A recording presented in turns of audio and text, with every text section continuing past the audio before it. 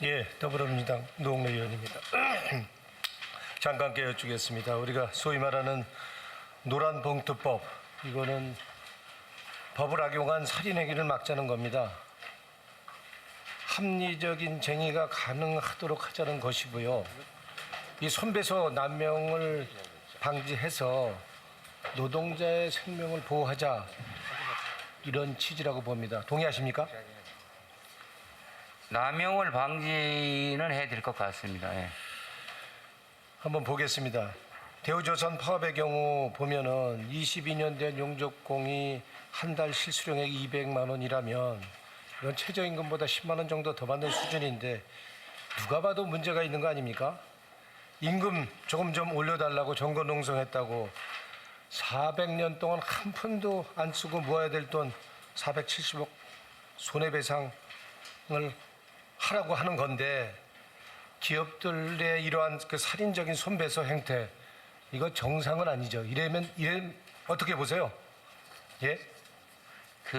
아무리 뭐 안타까운 일인데 절절하다고 해도 불법을 해서 남한테 피해를 끼친다, 이것은 바람직하지 않다고 보고요. 이번 실태조사 결과를 보면 이게 뭐 법원에 의해서 이게 상식적으로 좀 걸러지는 과정이다, 저는 이렇게 보고 있습니다. 예.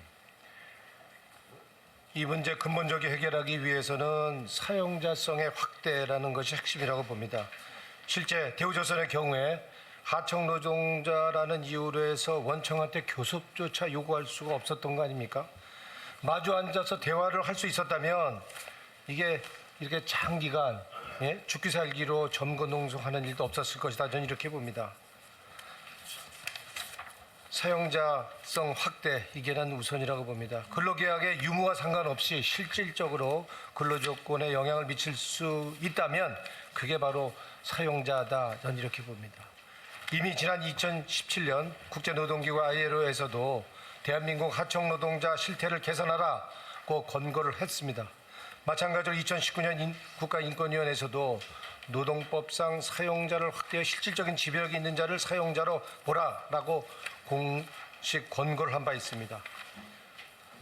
단순히 사용자성 확대가 만병통치약은 아닐 겁니다. 당장 교섭창구 단일화가 개선되지 않는다면 하청노동자의 입장을 원청에서 받아줄 리는 없을 겁니다. 미국식으로 원청노동자, 하청노동자가 함께하는 형태의 혼합 교섭단위를 구성하든가 아니면 원청노동자의 단체교섭 효력을 하청과 비정규직까지 단계적으로 확장하는 방법도 있을 겁니다. 이런 거는 어떻게 보세요?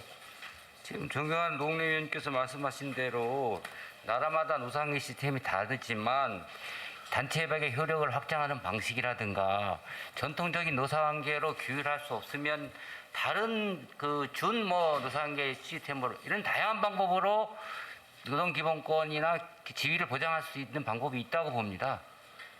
이게 대표적으로 이제 네이버 노조 같은 경우를 보면요, 자회사 노조들의 요구를 적극적으로 본 노조가 받아들여서 함께 논의를 하고 있습니다.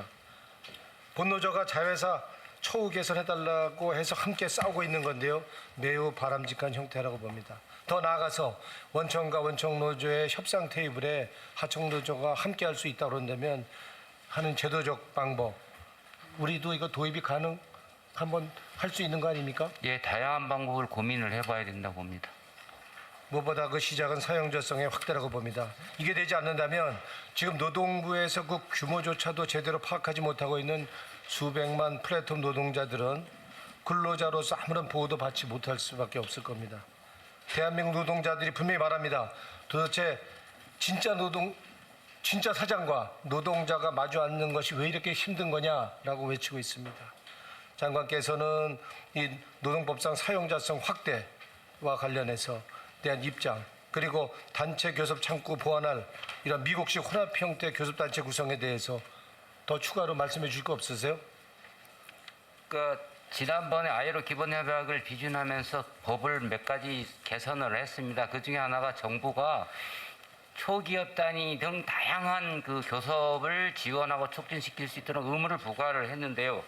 지금 방금 존경하는 노웅래 의원님 말씀대로 교섭 창구 단일화 등 여러 가지가 얽혀 있는데 전통적인 방식 말고 단체협약의 효력 확정 방식이라든가 지금 이게 문제가 되는 게 사용자성을 지금 입법 논의되는 발의된 내용을 중심으로 보면 이 도급의 문제하고 상치가 되고 실질적인 지배력 이렇게 됐을 때는 제형 법정주의하고 이 저촉이 되는 문제 등이 있어서 이 법을 위반하지 않으면서 헌법 위반 소지가 없으면서 어떻게 규율할 건가를 고민해야 된다고 봅니다.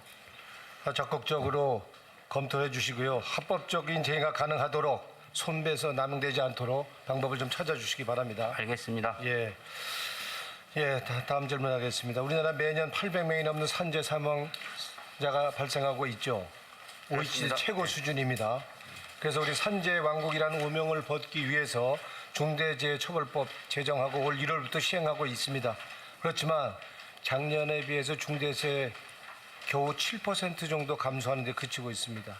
더 큰 문제는 매년 똑같은 사고가 반복되고 있다는 겁니다. 떨어짐, 끼임, 깔림, 부딪힘 등 똑같은 유형의 사망사고가 반복되고 있는 건데요. 문제는 사고 원인에 대한 조사 분석이 제대로 안 되기 때문이라고 봅니다. 낙상 사망사고가 한 해 160여 건, 기계 등에 끼어 죽는 사람이 70여 명인데 정작 사건의 이 원인 파악과 재발 방지에 있어 핵심 자료인 중대재해 조사 보고서가 공개되지 않고 있습니다. 그렇죠? 예? 예, 그렇습니다. 왜 사고가 발생했는지 무엇이 문제였는지 알아야지 재발 방지를 하고 산재를 줄여나갈 수 있는 거 아닙니까? 그런데 이 어떤 기업들이 얼마나 노동자 안전에 무관심한지 무감각한지 국민들에게 공개해야 기업들이 경각심도 높이지 않겠습니까? 미국 같은 경우에 지금 산업안전보건청 중대재해조사보고서 홈페이지에 공개합니다.